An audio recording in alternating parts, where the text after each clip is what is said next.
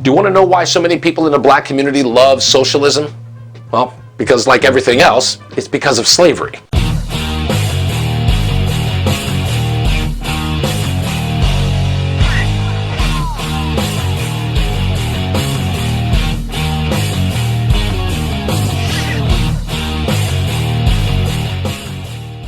During the 2016 presidential race, plenty of people within the black community came out for Democratic Socialist Bernie Sanders.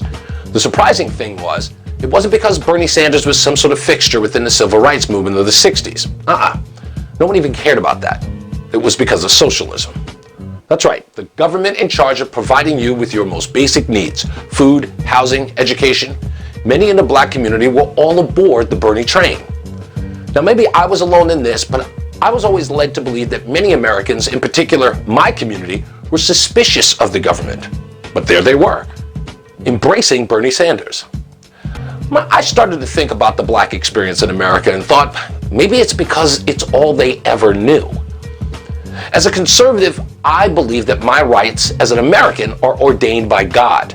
But to be truly honest, history has shown black Americans' rights have been ordained by the state, by the government. Let's begin with the Emancipation Proclamation. Even though our Constitution, written long before, states that all men are created equal, we know that that was not true for blacks until the 16th president ratified the proclamation freeing all slaves.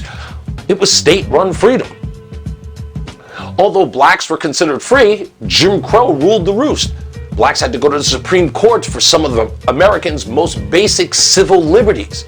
The Civil Rights Act, the Voting Rights Act, and so on and so on and so on. It was all government intervention. It doesn't take a rocket scientist to see how a group of people could be led to believe that in order to achieve, they need government.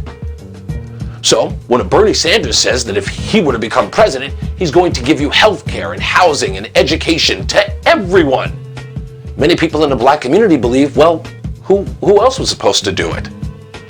So when you see these new faces in politics like Alexandria Ocasio-Cortez from New York and Andrew Gillum of Florida, when they show up on the scene, the enthusiasm is incredible because they say that they're going to fight for the things in our community that they believe that only government can do for us to do on our own.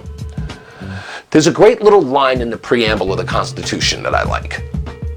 Promote the general welfare. In other words, they're not supposed to provide it. In order to have true freedom, we have to provide it for ourselves. I'm Reese On The Radio.